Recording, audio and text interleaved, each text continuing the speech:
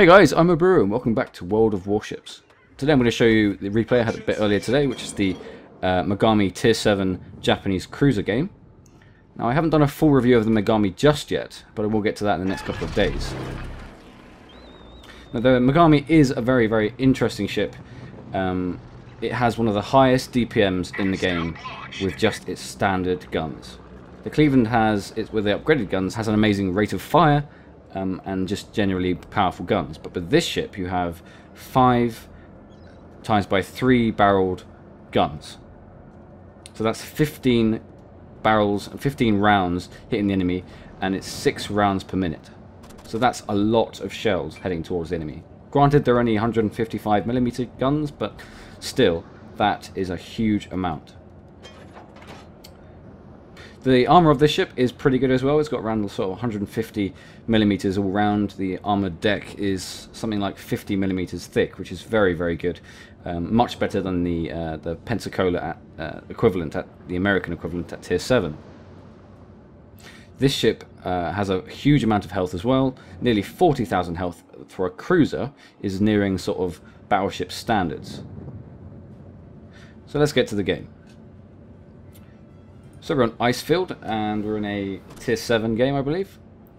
I'm just demonstrating the torpedoes now.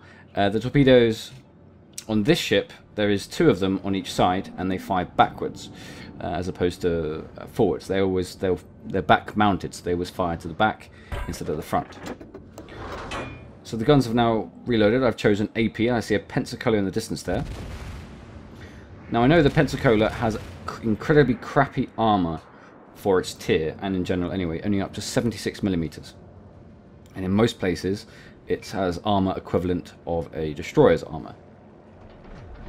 So I'm loading AP because it has some armour, and if you penetrate a target with some armour, you have the potential of doing the full AP damage, which in this ship is 2,200.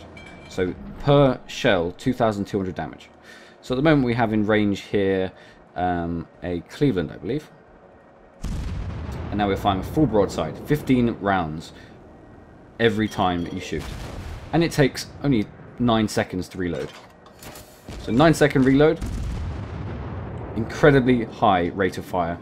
And when these hit, they do a substantial amount of damage. So when you hit him 3 times there, but we hit him for 4,000 damage. He's quite a lightly armoured target, but nothing our shells can't do anything about it. So 1,300 there. Now we have torpedoes coming towards us. We're going to avoid them by swiftly moving on towards the decap. And, you know, there's no ammunition in the game yet. I don't know if they're going to implement it at all, but I can fire as much as I like in this ship, or any ship for that matter. There is no ammunition, so it's unlimited ammo. So I'm going to skip forward here just to the to when we get around the cliff here. There is a couple of gaps in this replay. Of waiting time, etc. The ship is quite fast, 35 knots, but the map is very large. So I'll come back in a moment and we'll get into the combat.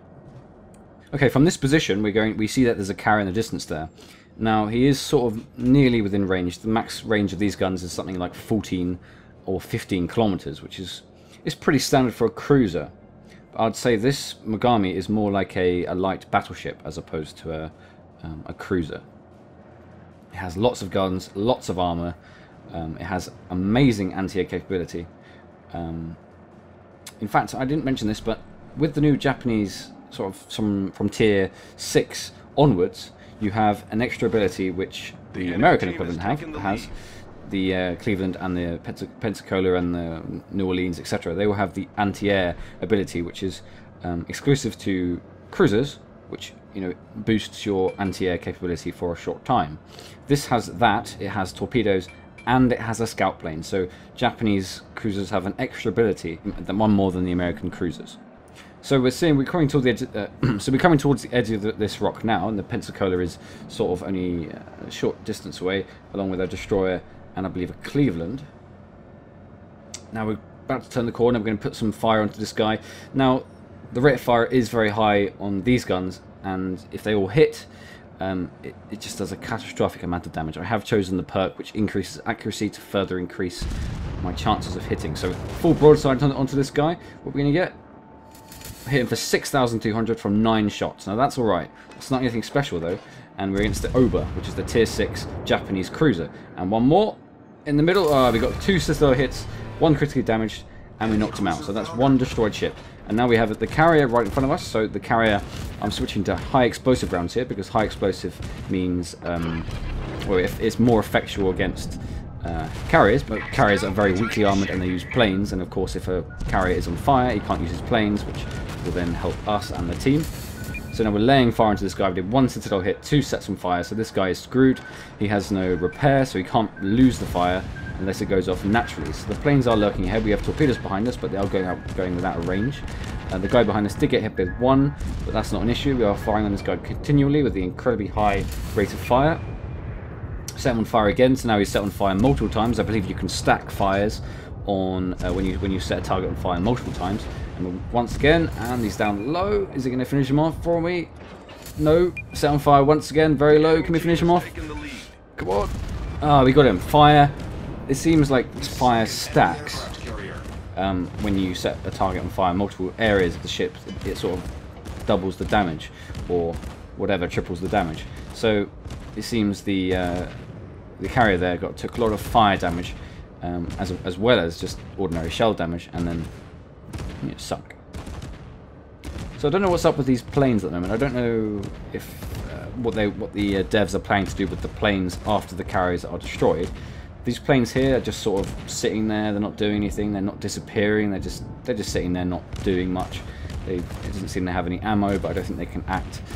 And we're just firing at them gradually, knocking down a plane or 2. Now I don't know if they're going to get rid of these altogether, or they're just going to just leave them sort of lurking around. It'd be kind of cool in my opinion. I mean, I've played quite a bit of the aircraft carriers for aircraft carrier planes. Once the carrier has been sunk, that they would sort of go hunter-killer mode, and they would sort of go and try and hunt down and kill ships as AI. Of course, that's only a one-hit wonder with torpedoes and dive bombers, but it could work well with fighters. Now, fighters tracking down other planes, you could argue it's overpowered, but at the moment, in my opinion, carriers are very underpowered. They haven't really got a lot going for them. So we're going out of range of those planes, and now we're sort of going towards the enemy in the middle of the map, towards the far side. Now we are winning this match quite substantially. There's 4 destroyers left, and 1 cruiser and 1 battleship. We've knocked out half their team, and we have a huge advantage in terms of capping. We've capped 2 already, and we're capping 2 now. And we're coming sort of within range of the Pensacola, and we don't know where destroyers are because destroyers are very sneaky and sort of hidden around the rocks, hidden around the icebergs. So we won't know they're there until we're sort of a bit closer. So I'm going to fast forward it here until we get to a bit more action.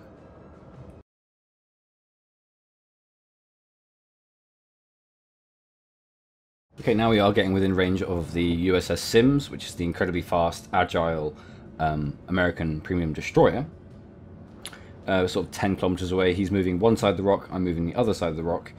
I have the disadvantage of speed, maneuverability, but I have the advantage of higher firepower, much higher firepower than USS Sims, despite the USS Sims being very powerful for its tier. So we're coming around this rock. He's just disappeared and he's reappearing. Destroyers typically do that. Their surface detectability range tends to light them up and turn them off, and their smoke does the same. You can have a target smoked and not be visible within 1 kilometer. That's how weird this game is at the moment. Okay, we found something else. Another USS Sims. It might be the same. We're going to fire broadside into this guy. We're going to get him off. Go. Oh, nearly. We missed most of the shots. Most of the shots dipped and actually went into the sea. Just lift the shots highly, a bit better now. He's sort of turning very sharply. It's very, very hard to hit a target that's moving side to side so quickly, especially the USS Sims, which is indeed the most agile ship in the game at the moment. So there is the Pensacola in the distance there. The Pensacola is sort of our max distance of only 14.6 kilometers. Very low, but I don't think we can finish off from this distance. We're going to focus on the destroyer, full broadside on the left. And unlucky. Most of them went into the sea again, so we didn't lift him too high, and he was destroyed by an ally. Going to have another go at this Pensacola. We're a bit faster than the Pensacola, very slightly, so maybe we can catch up in time. No, they were going to dip anyway. They wouldn't have hit. But anyway, yeah, the Allies got the kill, but the enemy is stacking up their kills a bit better now. It's now, instead of 6 versus 10, it's now 4 versus 6, so not very good. The battleship is in distance there. He seems to be attacking a battleship on battleship battle in the very far distance of the map. There's a smoke ahead of us, so that's telling us that there is a destroyer over there. So we have to be careful of any lurking destroyers.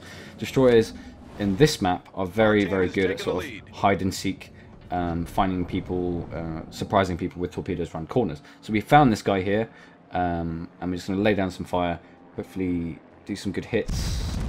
And no, he's a Farragut, so he's not as agile as the USS Sims, but he's still quite agile nonetheless, as with all destroyers. So we're going to slow down here, go to full reverse, and we're going to... Oh, he's reappeared again. Okay, now we're going to continue firing to where he's going to go. Now, the thing with destroyers is when you're really close proximity to them and you have your guns online firing at them, you have to fire in such a way as to quite far right to predict where they're going to drive to, you know, so you actually get the hit. Now, we have one more salvo. The guns don't turn very fast on the ship, so we're having some trouble here getting the guns around, but we're going to fire once more. We hit him very lightly there, only for about 2,500, and the final shots go in, and we got him. 7 hits, and we got him finally. Enemy destroyer sunk. Destroyers are very easy to kill at this sort of range. He was very risky to come with within this range of a cruiser. So the match is drawing to an end. We've done really well in this match. We have 78 hits, 1 cap, 3 Citadel hits, 2 critically damaged, 3 kills, 6 planes shot down, and 4 fires. Now this cruiser is really, really fun to play. When they do the closed beta reset, when all these ships are taken down, this is probably one of the few ships I've tested that I will maintain playing. Of course, I'll keep the USS Sims, I'll keep the typical premium ships, but this ship is really fun, and I'd like to play this ship again in the future. So in this match we did really well. We got 270,000 credits, nearly 4,000 base experience, 700 free experience. That's including the mission, which includes 500 XP, 2 kills, 78 hits, 6 shot down, 2 critically damaged, 4 fires, 3 Citadel hits, and 1 base capture. So really good. I see this quite consistently in this ship, getting a lot of good damage. So here we are, nearly 50,000 damage just with our main battery, and nearly 1,000 with our secondary battery. So really, really fun ship to play. If in the open beta or closed beta, if you guys are playing it now, you can rush up to get Mogami now. It's a fantastic ship to play. The DPM equates to, or is, you know, about the same as the Cleveland. So yeah, this has been the Mogami Tier 7. I'll do a proper video in the next couple of days, so thanks a lot for watching, guys, and I'll see you next time.